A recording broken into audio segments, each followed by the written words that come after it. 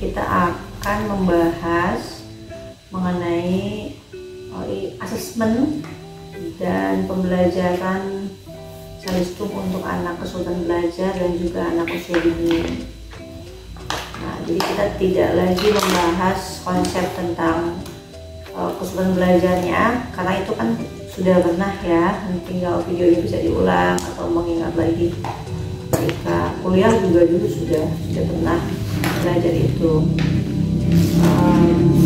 Perkembangan anak usia ini juga tentunya pernah ya, hanya memang saat ini spesifik kita membahasnya mengenai Calistung ya. Kemudian kenapa Calistung ini menjadi hal yang penting? Calistung membaca, menulis dan berhitung.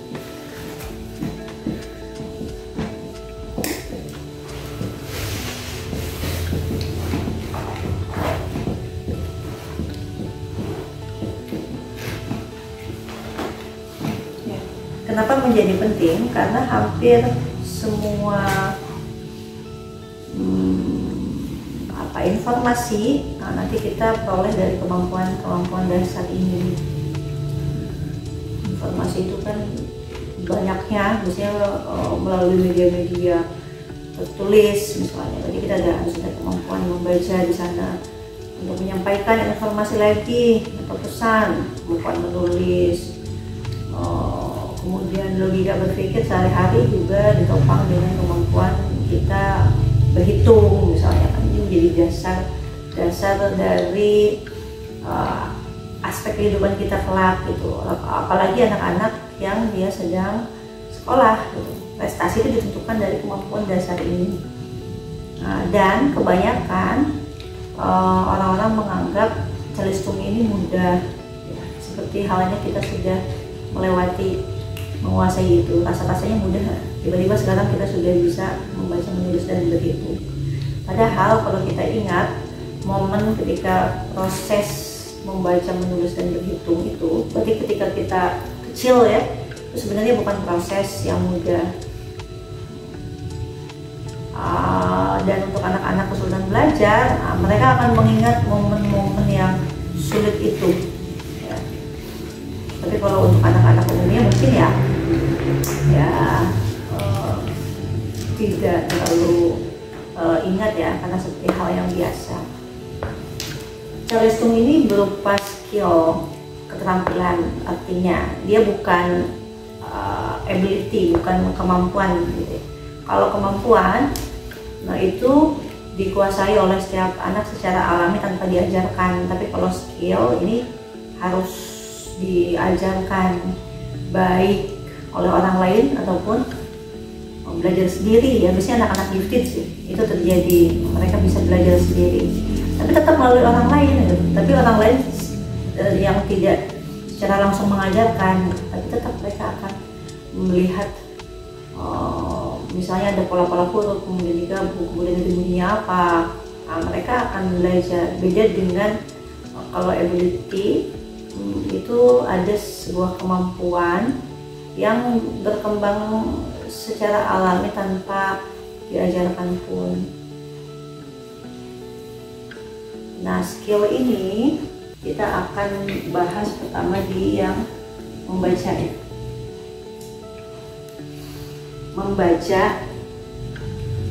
Membaca ini pada intinya memahami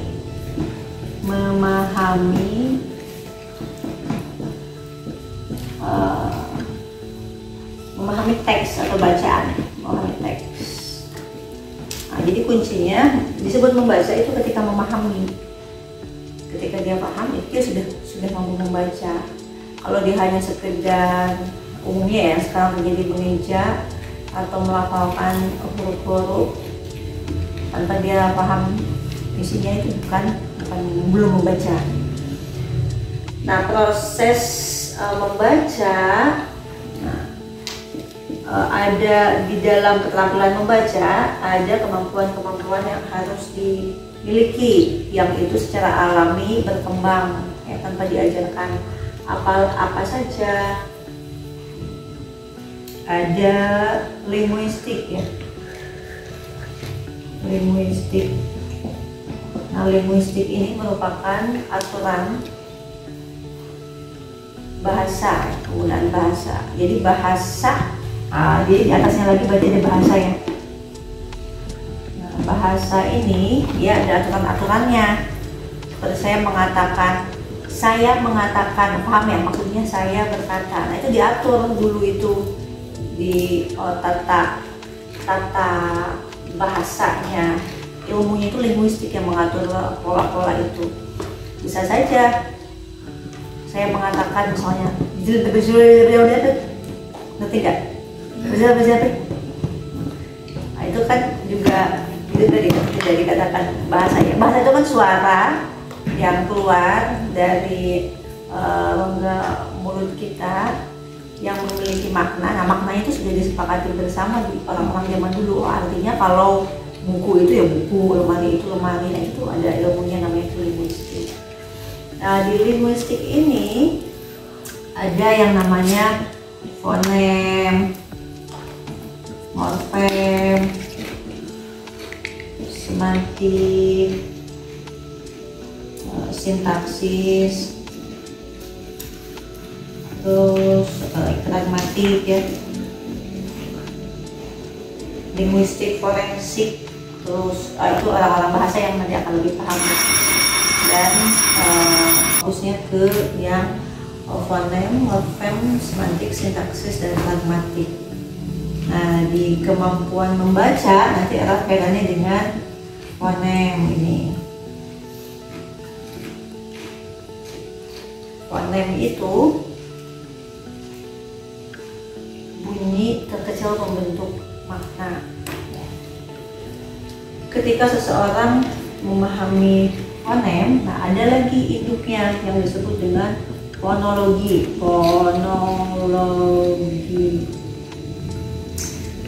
Phonological awareness. Nah, ini bagian dari bahasa tadi ya. Nah, phonological awareness ini merupakan prasyarat dari membaca. Nah, jadi seorang anak belum bisa membaca kalau kemampuan phonological awareness-nya belum baik gitu. Nah, biasanya anak-anak kesulitan belajar itu mereka ada masalah di phonological awareness. Nah, maka kita dalam pengajaran membaca, nah itu tahapan awalnya adalah mengajarkan fonologinya. Jadi kita sebut dengan phonological interaction ya, pengajaran fonologi sebelum membaca, karena kita paham ada prasyarat nih yang harus dikuasai oleh siswa sebelum mereka diajarkan membaca. Jadi percuma kalau kita mengajarkan membaca dengan drill misalnya, kebanyakan yang ditemui anak-anak kesulitan belajar itu terus dilatih baca, menghafal huruf A sampai Z, terus nanti membaca suku kata, terus sampai babi bebo, sampai zezo gitu ya. Sampai bertahun-tahun, sampai kelas 5 SD masih belum juga bisa membaca yang tadi dikatakan membaca, memahami teks gitu ya. Nah, itu sebenarnya ada kekeliruan dalam cara mengajarkannya. Kasihan sebenarnya anak-anak itu hilang waktunya ya. Saya banyak temui anak-anak yang khususnya kesulitan belajar udah kelas atas, padahal mereka memiliki kemampuan intelektual yang baik ya. Artinya mereka berpotensi. Nah, tapi karena kita tidak tahu bagaimana cara mengajarkan yang tepat, terbuanglah semua potensinya, kemudian waktunya, belum lagi dampaknya psikologisnya. Karena kan mereka berpikir, kenapa saya nggak bisa, yang lain bisa, belum ada bullying dan sebagainya, tambah besar lah permasalahannya. Yang sebabnya karena siapa? Karena guru. Kayak mudah-mudahan kita di sini akan belajar bagaimana menjadi guru yang memahami kebutuhan anak-anak. Bagaimana mengajarkan fonologi ini? Nah, di fonologi, jadi salah satunya ada fonem ya, tapi fonem itu dia yang paling puncak ya, kemampuan puncak. Jadi ada sebelum fonem itu di phonological interaction, mulai dari level word, terus syllable, dan tadi fonem. Hongkong dan kenapa Mbak Cinta bisa atau ya boleh belum menggunakan penghapus.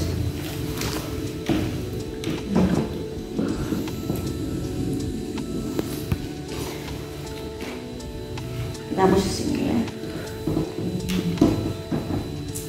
Nah, jadi di phonological induction tadi yang diajarkan itu sebelum ke fonem ada di level word, terus level suku kata, baru nanti ke fonem. Nah, fonem ini yang tadi erat kaitannya dengan membaca ya. Itu udah puncak sebenarnya. Karena kan yang kita baca itu berawal dari bunyi-bunyi unit kecil. Nah, yang word kita bahas dulu yang wordnya ya. Di word ini berarti kemampuan membedakan bunyi kata dalam sebuah kalimat. Nah, ada skill yang harus kita ajarkan di sini, mulai dari yang namanya blending, segmenting. Ini perlu diingat ya. Segmenting prinsipnya, karena yang kita ajarkan blending, segmenting, terus isolation, memisahkan bunyi, terus ada delete, terus ada 6 ya, blending semuanya. Ada apa lagi? 6 add, menambahkan ya, addition sama substitution.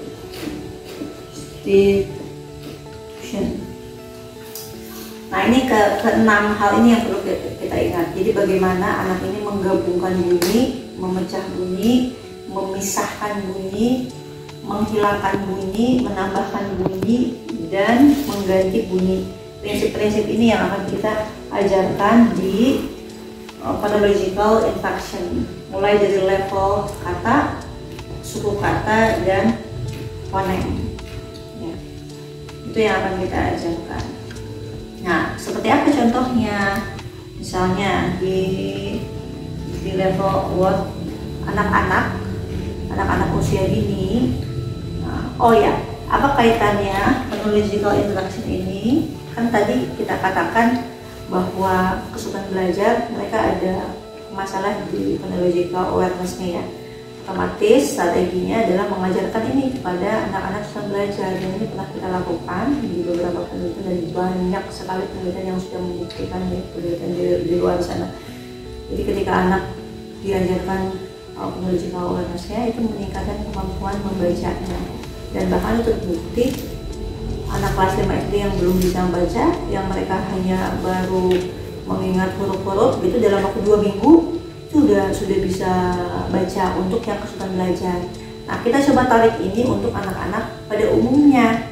Sebenarnya anak-anak umumnya, maksudnya yang tidak memiliki hambatan, mereka bisa belajar membaca dengan cara apapun. Ya, prinsipnya kan mengajar itu ada pemberian intervensi, pemberian perlakuan ya, kemudian nanti pada akhirnya merubah mereka. Itu bisa. Hanya yang membedakan kalau kita menggunakan ini, nanti yang membedakan itu adalah pada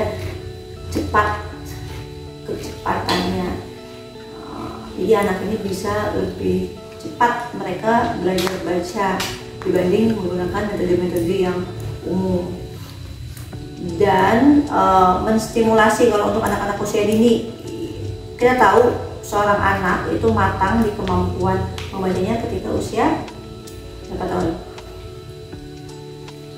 7 tahun ya. Mereka dikatakan matang, bisa diajarkan membaca. Nah, kalau tadi kan logikanya ya, ada prasyarat yang harus dikuasai anak. Kenapa 7 tahun? Karena prasyarat itu sudah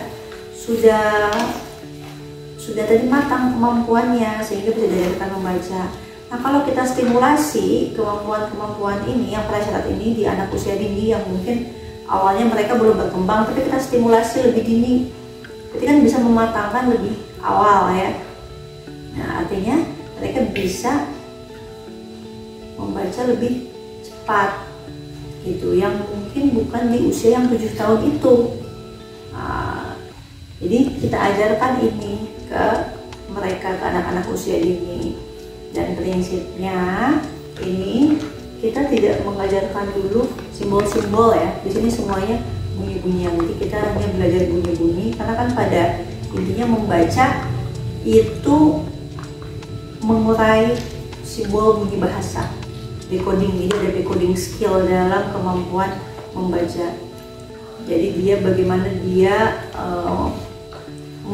mengurai kode-kode itu, simbol-simbol itu, sehingga menjadi bunyi bahasa yang dia pahami, gitu kan. Nah, jadi bunyi-bunyian ini dulu yang akan kita ajarkan sebelum nanti kita mengajarkan simbolnya. Nah, nanti kalau untuk simbolnya ada yang namanya, tadi kan phonological inflection. Nah, untuk simbolnya namanya ada phonic inflection. Nah, phonic inflection ini baru mengkaitkan antara bunyi dengan simbolnya itu. Nah, sekarang kita lihat, balik lagi ke sini ya. Oh, yang word itu seperti apa? Sederhana sekali. Dan ini sebenarnya umum juga sudah dilakukan. Hanya kadang kalau orang-orang yang belum paham, oh itu maksudnya mengajarkan tadi membaca loh, gitu ya. Misalnya kita nyanyi, anak-anak usia dini ya, biasanya kan mereka senang yang nyanyi-nyanyi itu kan lagu-lagu. Misalnya lagu Topi Saya Bunda. Nah, bisa jadi anak-anak itu hanya melafalkan saja bunyi-bunyian itu tanpa mereka pahami, ya enggak? Makanya kadang nemu tuh salah-salah lirik misalnya, atau yang padahal kalau mereka paham, mereka mungkin tidak keliru dalam menyebutkan lirik gitu, karena kadang mereka nggak paham itu jadi salah-salah misalnya. Nah, itu kita ajarkan blending di dalam lagu Topi Saya Bunda, nanti dikaitkan dengan maknanya. Jadi maksudnya bunyi itu ada makna. Oh, ini topi, misalnya topi saya Bunda. Nah, itu sudah blending. Nah, nanti kalau yang segmentingnya nanti dipecah bunyinya ketika anak melakukan ketukan seperti ini, topi saya, ketukannya pas itu ya di katanya saya Bunda, itu dia sudah bisa melakukan segmenting. Atau misalnya nanti kita ajarkan melemparkan bola ke dalam keranjang ketika ketukan katanya ya. Atau nanti biasanya kita contohkan kalau untuk anak usia dini. Tapi kalau untuk anak kesulitan belajar, karena kan identifikasi untuk kesulitan belajar itu tegak di usia 7 tahun ke atas ya, otomatis kita akan lebih mudah mengajarkan menginstruksikan, karena mereka paham kan bahasa yang lebih tinggi itu. Kalau anak usia dini mungkin kita akan lebih banyak mencontohkan sehingga mereka mulai memahami maksudnya ini apa. Kalau anak-anak sedang belajar akan mudah nanti kita sampaikan. Coba hitung ya bunyinya. Topi saya Bunda itu ada berapa bunyi? Topi saya Bunda, misalnya itu segmenting. Oh, 3. Nah, itu kemampuan itu yang harus dikuasai anak. Segmenting itu memisahkan bunyi. Berarti kalau level word memisahkan bunyi kata dalam kalimat gitu. Terus kalau yang ada lagi di level word itu ada lagi frase. Nah, ini biasanya kita perlu media-media gambar. Kalau tadi kan bisa kita menggunakan lagu-laguan ya. Nah, kalau frase itu misalnya di sini ada meja makan, kemudian ada orang yang sedang makan dan meja ya. Nah, misalnya kalau ke anak kesulitan belajar, kita katakan, lihat di sini ada gambar meja makan. Bunyinya apa? Kenapa kita bilang bunyi? Karena agar dia fokus bukan pada gambarnya loh, pada bunyi meja makan. Kalau bunyi makannya hilang, jadi bunyi apa? Nah, nanti kita bisa untuk membantunya bisa memperlihatkan ini ada gambar meja makan, meja. Nah, ini gambar makan. Kalau bunyi mejanya hilang, kita ambil bunyi mejanya. Yang tersisa bunyi apa? Ada gambarnya ya. Makan ini, gambar ini membantu untuk agak mengkonkretkan si bunyi-bunyian itu, padahal fokusnya ke bunyi. Tapi kalau anak SLB tadi, karena mereka kan usianya sudah tinggi ya, 7 tahun, mereka mudah kita instruksikan, coba fokus ya bunyinya, bunyi meja makan. Kalau bunyi mejanya hilang, kita bisa makan, itu akan mudah. Nah, tapi mereka perlu dibangun awarenessnya dalam hal itu, karena biasanya luput ya, harus diajarkan kalau anak-anak ini, karena tidak berkembang secara alami. Kita tahu ya, mereka memiliki ada bagian saraf di otaknya yang tidak berfungsi sama seperti yang lainnya. Itu di delete ya, meja makan, nanti bagian bunyi yang lainnya hilang jadi apa. Seperti ada lagi contohnya, bola mata. Ini ada bola mata. Nah, kemudian ini gambar bola dan mata. Bola mata, jika bunyi mata hilang, yang tersisa bunyi apa? Bola. Seperti itu basicnya. Ini nanti kita coba praktekkan ya ke anak usia dini. Nah, di kita kan ada. Nah, ini yang nanti kita ajarkan. Tapi kita akan berusaha untuk teknik kita agar anak ini paham maksudnya gitu. Ya, karena kan usia dini itu kan terbatas juga bahasa ya, kemampuan mereka memahami sesuatu. Nah, jadi gimana caranya mereka tuh tahu loh maksudnya itu, menghilangkan bunyi ini, gambar ini hanya perantara saja. Nah, itu nanti tantangannya di sana aja kalau usia dini. Kalau disleksia akan mudah, tapi materi ini yang harus mereka pahaminya. Oke. Dan nanti masih ada lagi yang lainnya ya. Di sini misalnya ibu jari, sikat gigi, kaos kaki, itu delete. Kemudian blending yang lain, segmenting. Sekarang kita bicara syllable ya. Kalau tadi yang untuk level word itu memang tidak banyak di kemampuan, jadi tidak semua kemampuan ya yang bisa, karena tergantung dari peta bahasanya. Kayak misalnya biarin aja nanti ke belakang. Kalau tadi yang di level word kita bisa lakukan blending, segmenting, dan delete ya. Tapi kalau untuk yang lainnya, misalnya mengganti kata itu nanti belum banyak bisa kita lakukan di sana. Nah, sekarang kita masuk ke yang syllable. Nah, kalau yang syllable di sini kita bisa lakukan contohnya seperti ini. Syllable berarti masuk ke suku kata ya. Misalnya di sini ada delete juga ini. Kalau kemampuan di blending sama segmenting, misalnya ini deh, di sini ada buku, kemudian ada gambar pelangi. Kalau Teh Atma bisa dibuka. Maksudnya kalau caranya. Terus ada sepeda, macam-macam 3. Misalnya di sini ada buku, terus sepeda, terus ada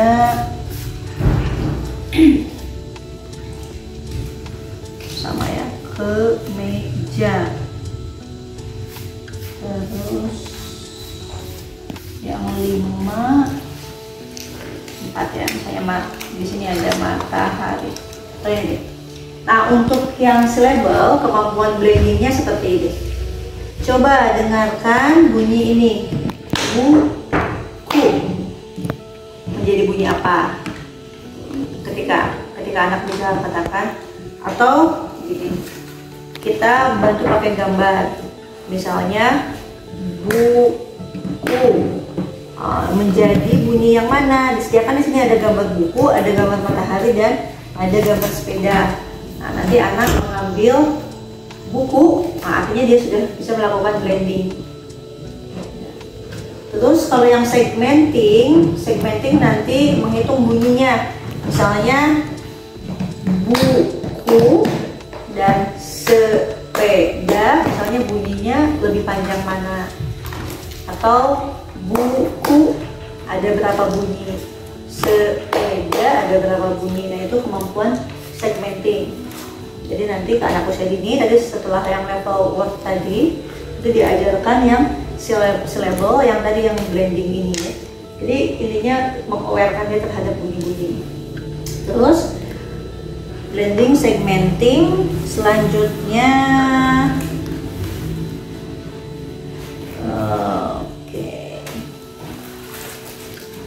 memisahkan bunyi ya. Oh ini selanjutnya ada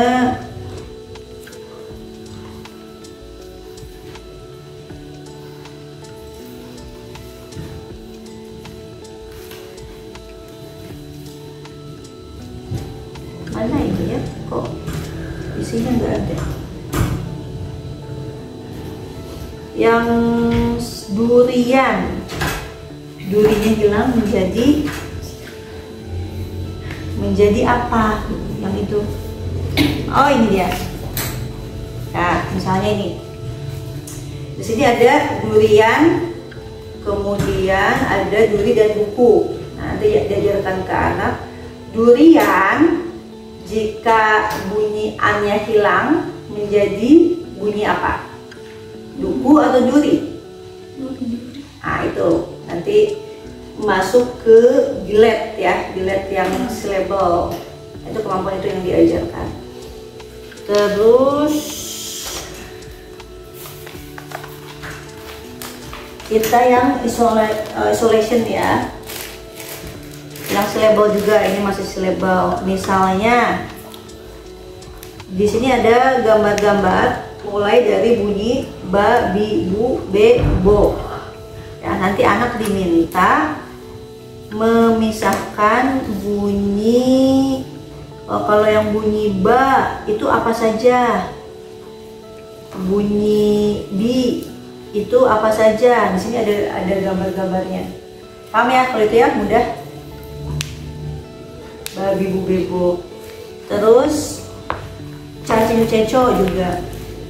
Dari bunyi-bunyi, kenapa kita tidak yang konsonan? Tidak konsonan tuh tidak fonem yang sh misalnya ya. Nah, karena bunyi sh, huruf sh dengan ch. Jadi di kita itu ada nama huruf dan bunyi huruf sebenarnya. Jadi kalau bunyi huruf kan, kalau di kita itu kalau mengajarkan membaca kan biasanya mengingat simbol huruf ya. Misalnya ini A, ini A, B, C, D, E gitu.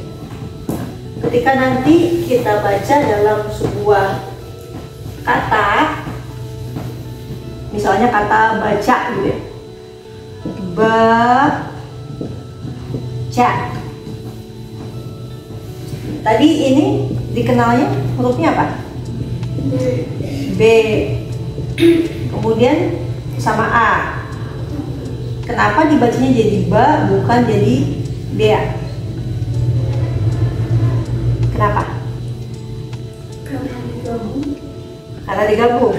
Kalau kita tidak mengalami kesempatan, kita langsung paham. Pokoknya kalau digabungkan, ini yang ini kan harusnya kan B ya, ini C gitu ya. Nah ini kan ca tadi ya, ca, C, A, jadi bea, C, A. Kita tahunya kalau digabung itu bunyinya jadi seperti itu. Nah tapi kalau anak-anak SLB, kesulitan belajar, mereka akan sulit jika menggunakan metode eja, karena yang mereka dengar ketika di dalam huruf itu kan B, terus nanti digabung dengan bunyi A, kenapa enggak bea?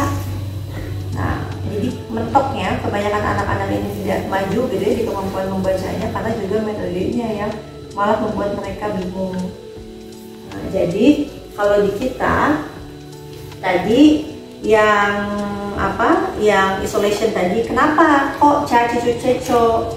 Misalnya di sini candi, catur, cabe, ya, cacing, kok tidak huruf C, tidak fokusnya ke C, karena nanti kalau yang huruf yang konsonan ini dia perlu huruf vokal gitu untuk membuat bunyinya menjadi bunyi tempel dengan bunyi hidup. Kalau A, I, U, E, O, nama huruf dan bunyi hurufnya itu sama, ya.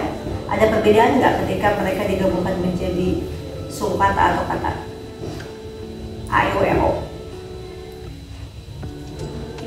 tetap sama ya, karena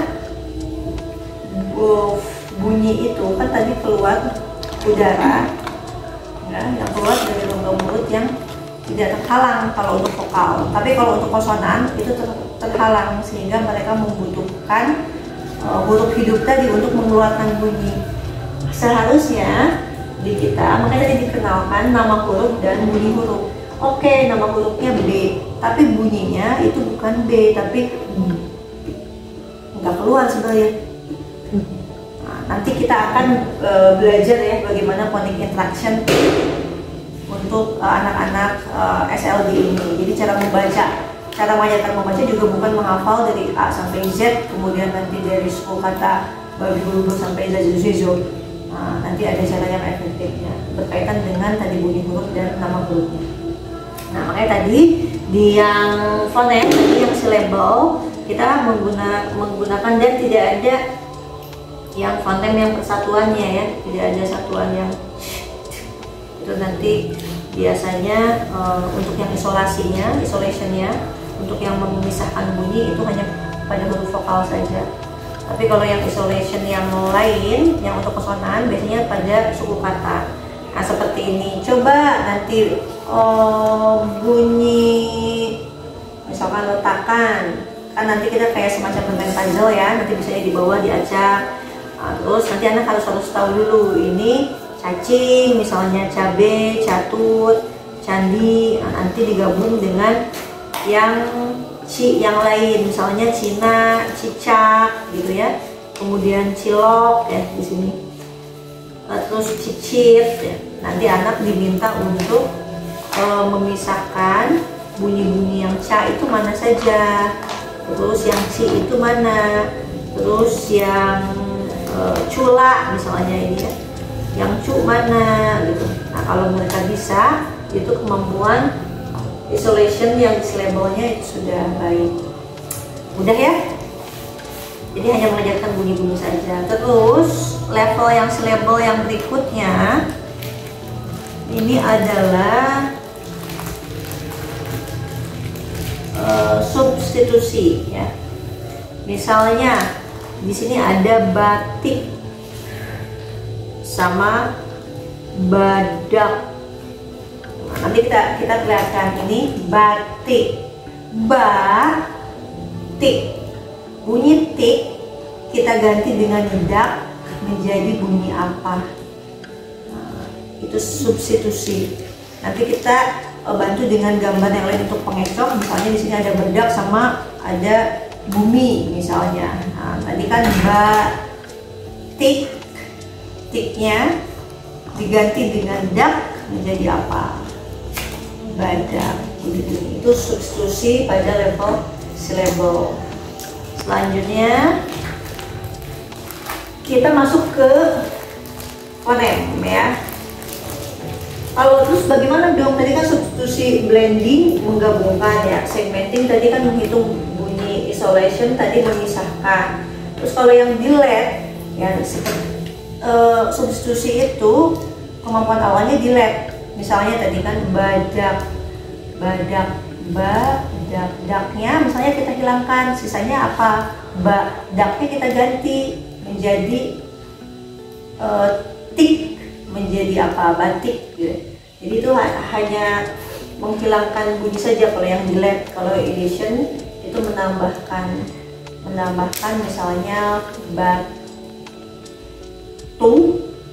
ditambahkan, tapi nanti di level fonem biasanya ya, batu ditambahkan bunyi k. Jadi apa? Batuk. Batuk. Nah, kalau yang di level syllable-nya, kalau edition yang tadi, yang delete sama edition itu bisa kita main-mainkan. Tadi kan durian, duri ditambah an jadi durian. Nah itu di level syllable. Jadi satu media bisa untuk delete atau edition, substitution juga. Nah yang selanjutnya fonem. Nah kita mulai masuk ke yang mau puncak ya, ke fonemnya. Seperti apa cara pengajarannya? Misalnya di sini ada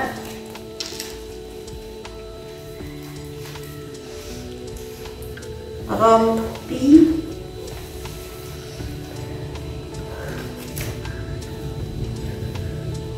pipi, topi. Oh ini fonem ini ya, akhir ya, isolation, tapi untuk yang akhir. Kalau yang awal misalnya gini, yang bunyi apa, misalnya kita perlihatkan kan di sini ada gambar-gambar ya. Nah nanti anak diminta untuk memisahkan gambar yang bunyi awalnya A apa aja. Ada api, kemudian ada air, kemudian awan gitu ya. Nah itu sudah masuk ke fonem. Terus kalau yang itu fonem awal, isolation awal. Kalau yang isolation akhir, misalnya tadi seperti pipi, sapi, pari, i-nya yang di belakang. Paham ya? Sudah ya? Nah, itu isolation akhir. Terus kalau yang fonem yang selanjutnya, itu masuk ke yang blending, segmenting. Misalnya kita di sini ada lem, ya di sini ada gambar lem. Coba bunyi lem, kalau kita pecah lagi ada berapa? Atau kalau yang blending dulu o e m jadi apa? Lem. Lem. Kalau kita mudah ya. Nah ini nanti akan menjadi tantangan untuk anak-anak. Nah ini yang agak butuh waktu lebih ya untuk mengajarkannya. Terus misalnya tas ya, jadi apa? Tas. Terus nanti coba hitung bunyinya. Kalau tas ada berapa bunyinya? Jadi dia harus memisahkan si fonem-fonem itu. Itu blending, segmenting. Nah, kalau isolation yang tadi ya itu lebih mudah sebenarnya dibanding blending dan segmenting di level fonem. Kalau yang delete itu seperti tadi batuk, k-nya hilang, bunyi k, belakangnya hilang jadi apa? Batu. Edition ya berarti batu ditambah dengan bunyi k jadi batuk.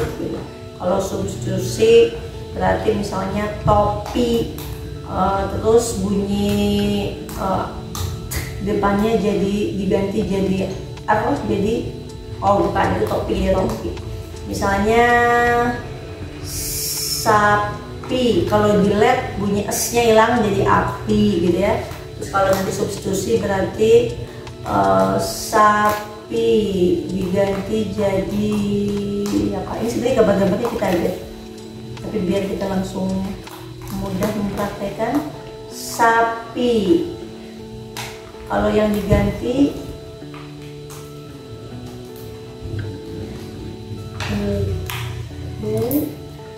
buku, baku, atau apa? Paku. Oh buku sama paku aja ya. Buku. Oh paku itu kalau paku dia substitusi label. Ini yang fonem gitu, yang fonem yang digantikan apa misalnya? Saku, saku, Sapu jadi sapi. Iya betul, itu contohnya. Mudah ya. Jadi anak diajarkan itu semuanya bunyi-bunyian. Baru di phonic inflection ya. Phonic interaction ini mulai kita mengenalkan bunyi dan simbol.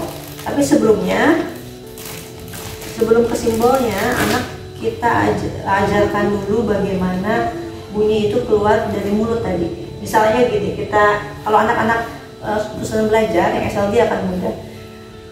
Misalnya, Dek, kita selama ini belajar nama huruf. Kalau di sekolah itu ada nama huruf A, B, C, D, itu semuanya nama huruf. Kalau dilakukan ya A, B, C, D, E, F, G, itu kan semuanya nama huruf. Nah, itu sebenarnya ada bunyinya juga.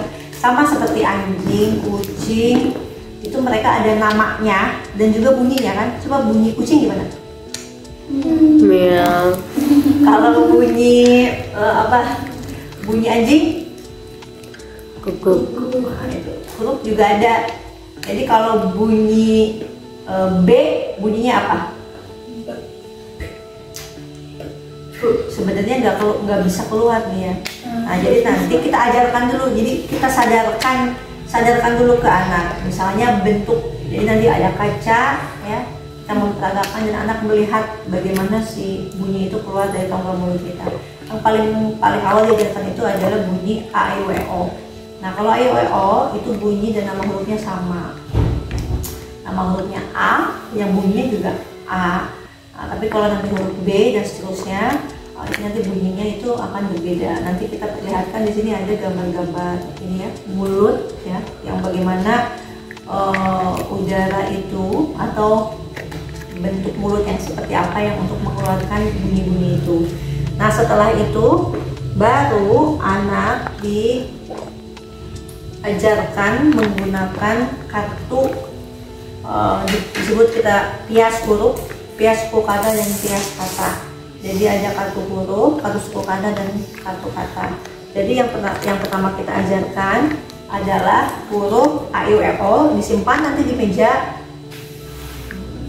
Nanti kita praktekkan ke yang siswa yang nanti siang itu ya, karena dia baru bisa mengenal beberapa huruf saja, belum bisa menggabungkan. Nah, kalau anak SLB itu ya mereka akan kesulitan menggabungkan bunyi-bunyi nanti menjadi bunyi yang baru, karena mereka belum paham prinsipnya huruf itu ada nama dan bunyinya. Nah, jadi nanti yang kita ajarkan itu cukup mereka nggak perlu mengingat A sampai Z, mereka hanya perlu tahu A, I, W, O aja. Mereka hafalkan itu A, misalnya ya di sini ya, A, I, U misalnya, E, O misalnya. Nah, terus nanti kita ulang ke anak ini huruf apa sampai pokoknya mereka paham itu A, I, W, O. Baru nanti kita akan tambah huruf B. Nah, misalnya ini huruf B. Nah, huruf B kita langsung lakukan blending ke vokalnya. Ini tadi namanya apa, bunyinya apa, namanya huruf B, bunyinya nggak bisa keluar kan, sulit kan nih. Kita ajarkan ke anak, dia perlu bantuan nih. Kita langsung sandingkan si huruf B ini ke huruf A. Nanti kita perlihatkan bedanya ketika huruf ini belum bisa, ini blending, kemampuan blending belum bisa keluar. Nanti pas udah disandingkan dengan A, ba, itu nanti kita pakai langsung. Ini kan saya huruf sama huruf ya. Nanti suku katanya jadi ba. Jadi suku kata, pias suku katanya ya. Ini kan mesti pias huruf dan pias huruf. Nah, nanti langsung di bawahnya, kayaknya anaknya nanti di kursi atau di lantai ya. Jadi proses blendingnya itu yang sangat penting untuk dipahami anak. Huruf ini menjadi ba, misalnya ya, ini ba, misalnya di bawah ini ba. Kemudian itu simpan. Ini kan tadi huruf B nih. Nah, kita geser lagi, kita lakukan blending lagi ke samping I. Ini tadi kita biarkan. Tadi ini apa? Ba. Nah, sekarang kita geser ke sini. Ini I. Ini I, jadi B. Nah, nanti ada lagi di bawahnya si suku kata B. Terus kita lakukan blending tadi. Sebenarnya ini menjadi penting. Ini namanya media L-phoneme ya. media ini menjadi penting karena proses blendingnya itu kita coba konkretkan gitu menggunakan si pias-pias ini. Nah, ketika sudah di blending menjadi bunyi baru, makanya mengapa harus langsung ada suku katanya di bawah, karena itu B gitu. Beda sama ketika ini dipisah, ini I, ini B. Nah, seperti itu. Nanti ini kan A, I, U. Nah, sekarang masukkan lagi, blendingkan lagi ke U-nya. Sekarang kita satukan ke sini. Jadi ini apa? U. Dia kan ingat tadi yang perlu dia ingat kan cukup IWO kan. Ini apa? U. Nah, nanti kita lakukan blending sama U jadi bu. Terus di-awarekan anak ini paham, oh ini nih bunyi-bunyian yang pernah dia pelajari loh gitu. Dan ini simbolnya. Kemudian yang dia baca itu bukan simbol-simbol baru, hanya kombinasi simbol. Ya, kan dipertukarkan, disatukan, dipisahkan, diganti.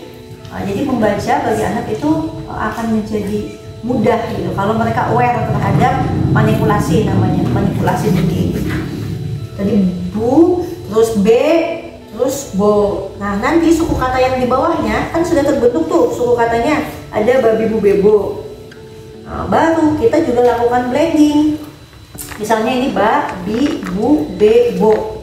Ya, nanti kita lakukan blending. Misalnya ini tadi u. U, tadi ini apa? U. Tadi ini b misalnya. Kita blendingan lagi. U dan b jadi bunyi apa? Ubi. Ubi. Nanti ada lagi katanya di bawahnya. Blending, ubi. Terus nanti kita simpan lagi. Yang ini tadi apa? A. Terus yang tadi B. Kita satukan lagi A dengan B menjadi Abi. Abi. Terus ini E. Tadi apa? B. Kita ganti bunyi yang tadi kan sudah disimpan. E sama B jadi Ebi. Nah, jadi nanti kita sediakan kartu katanya dan juga gambarnya supaya anak jadi langsung bisa baca kan. Mereka jadi membaca simbol-simbol yang bermakna. Tadi kan ubi, abi, ebi, terus nanti ditukarkan lagi menjadi misalnya ini sebenarnya kita sudah punya susunannya ya, susunan kata-katanya dan kartu huruf suku kata dan kata, tapi saya lupa simpannya di mana. Nah, ini kayaknya kita perlu disiapkan lagi kalau sudah ke phonic interaction. Tapi nanti yang anak kita yang kita ajarkan tadi pastikan dulu phonological awareness-nya dulu. Kalau itu udah oke semua, masuk tadi pengajaran phonic interaction-nya seperti itu. Mudah kan? Tapi yang paling penting adalah menemukan materi-materinya itu. Materi-materi itu ini kosakata ini, si kata-kata yang tadi dilakukan blending, segmenting, deleting, kan itu harus dicari ya. Makanya ini pengembangan materi ini, material ini sejak sudah dilakukan sejak tahun 2018 ya, dan terus berkembang. Terus kita juga perlu penyediaan media nanti untuk memudahkan orang lain yang akan mengajarkan. Yang pentingnya itu kan si paketan ini ya, paketan materi dan medianya.